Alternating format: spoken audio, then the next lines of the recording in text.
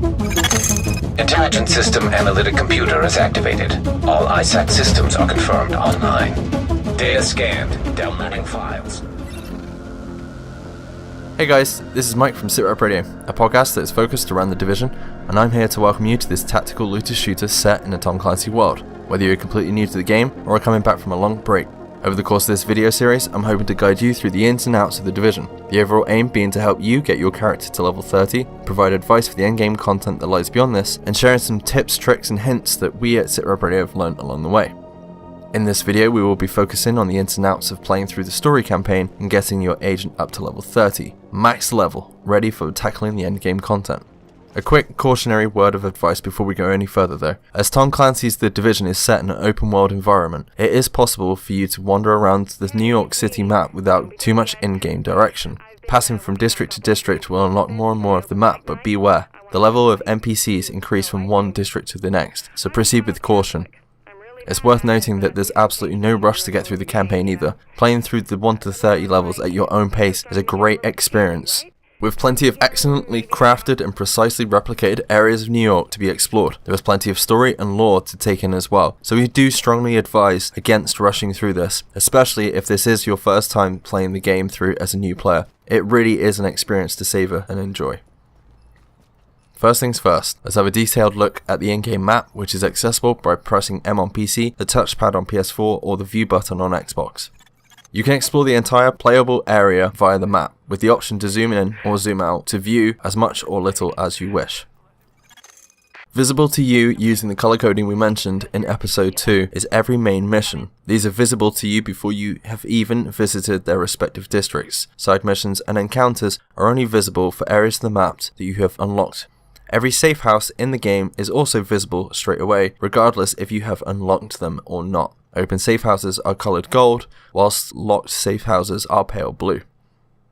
You can set yourself a waypoint absolutely anywhere on the map at any moment. It is also possible to fast travel as long as you're not in combat, but to be honest, the world is full of so much stuff to explore, collect, shoot, unlock, especially early on in the game, that running everywhere really will be advantageous to yourself. This is a listed legend of all the story missions, incursions, encounters and side missions available to you in-game. As with the general map, these are also colour-coded here too. These are ticked off one by one in this tab as you complete them, so it's easy to figure out what it is you still have left to do during your journey to max level. If you continue scrolling to the end of the tab, you will also find a detailed legend. Here you will find an icon for everything in the game, including players, the varying types of collectibles, every type of loot, and even differing archetypes of enemy. This is a great resource for making yourself familiar with exactly what is on offer, so we recommend giving this tab of the map at least 5 minutes of your time if you are completely new to the game. Matchmaking is also possible via the map, just select the relevant tab along the bottom. Now as you can see, this is the mission order once the base of operations has been established. The General Assembly and Unknown Signal missions aren't essential to upgrading the base of operations, but are required to complete the campaign of the game. Although you are not required to complete missions in any particular order, they do increase in level and difficulty, so check that you are either at or above the current level requirement for that mission before starting, as this may cause you some trouble trying to complete the mission. As you battle to save what remains of New York City, you will encounter various factions of resistance groups. There are the Rioters, the Cleaners who are led by Joe Farah, the Rikers who are led by Lorraine Barrett, and the Last Man Battalion, or LMB, who are led by Colonel Bliss. Each enemy faction has their own select preferred weapon type. The Rioters are relatively undergeared, using pretty much anything they can get their hands on to give themselves an advantage over the civilians that are lucky enough to have escaped the dollar flu. Golf clubs, baseball bats, and pistols feature heavily. At the opposite end of the spectrum sees the LMB being very well geared, using automatic weapons, grenades, grenade launchers, and even skills of their own, healing boxes for example. The various factions have left a fair few explosive traps lying around the streets of New York City. If you have your pulse skill unlocked and equipped, this will identify them for you. There is also an audible warning, an alarm-like beeping that will increase in frequency as you approach the suspect package. If you're quick, you can run past a bomb and into safety beyond it before it explodes. The safer option though is to locate it and shoot it from a distance. Encounters are small and simple mini-missions that reward you with a small amount of XP for leveling up, as well as a small amount of credits. Encounters are available in 3 varieties and reward your agent with either medical, security, or tech supplies for unlocking additional areas of your base of operations. Again, these are optionals and can be completed in any particular order at any time. However, these will need to be completed if you want to fully upgrade your base of operations and maximize the potential of your agent. Beware though, encounters actually have boundaries to their playable areas, and straying too far from these will result in a failure. Side missions are short missions which reward you with XP, currency, loot, and in some cases gear or weapon blueprints which can be used when crafting. Side missions are technically optional, but the main story missions won't alone actually get you all the way to level 30, so clearing a side mission here and there as you progress from district to district really is advantageous to you. Whilst roaming the streets of Manhattan, you will come across a number of areas that contain toolboxes, bags of weapon parts, boxes of electronic parts, or boxes of fabric.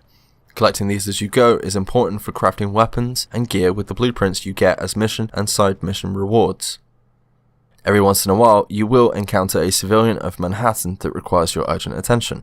By giving this civilian something they desperately need, such as a medkit or a can of food or soda, you will be given a weapon or piece of gear in return. This is another source of character XP, though only a small amount.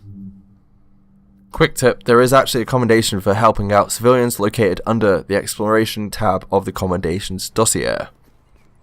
Dotted around the streets of Manhattan are a large number of collectibles that help tie the pieces of the Division story together, as well as giving insight into what it was like for the civilians of New York when the dollar flu took hold of the city. If story is not your thing, these collectibles also give a nice XP boost, so they're definitely not a waste of time, as well as rewarding unique vanity items for collecting a full set.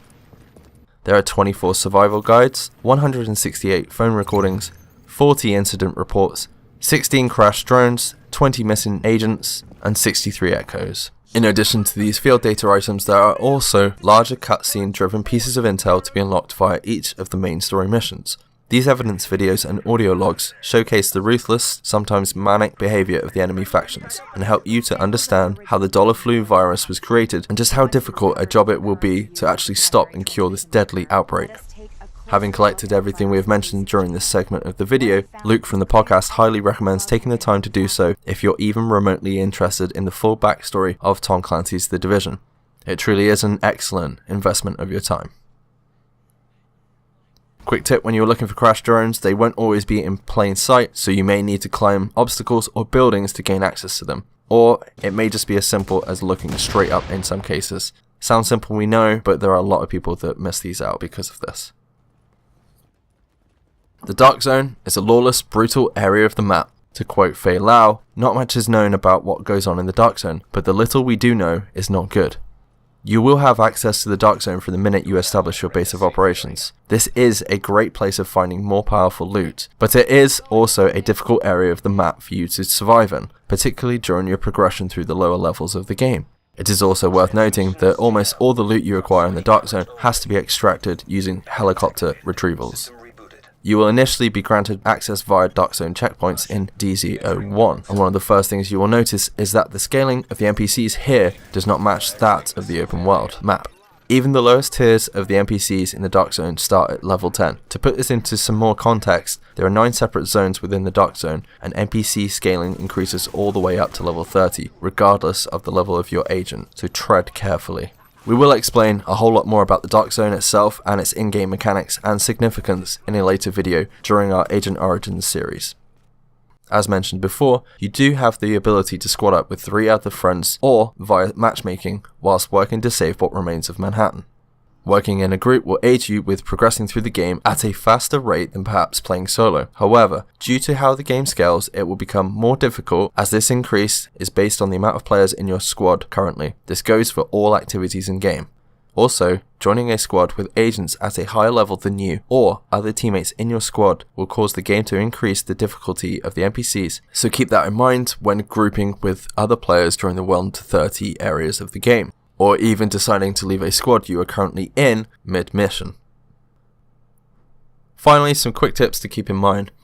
It is worth collecting everything from an unlocked district before moving on, as missions, encounters and intel will all reward you with XP, which is vital to the grind up to level 30. Also, try to be at a higher level than the district you are currently trying to complete. For example, if a district is level 5 to 9, then the average level for the activities in that district is around level 7. If you're around level 10 before attempting to tackle any of the missions, side missions or encounters in that district, you will find it a lot easier to complete these activities, especially as the enemies hit harder during the 1 to 30 progression. Finally, on completion of any of these activities will net you some rewards, whether that's loot drops, XP, Phoenix credits, div tech, or crafting materials. These are resources you will need to upgrade your agent's gear and weapons and get the most out of your build later on in the game, so keep that in mind when playing through the missions and deciding whether to spend funds or craft items early on in the game. That's it for this video. If you have any questions, leave a comment below, and if you enjoyed this video, please don't forget to leave a like. Thanks agents, I'll catch you in the next episode. You're listening to a Mash Those Buttons podcast. Visit mashthosebuttons.com for a full podcast schedule. Cargo secure.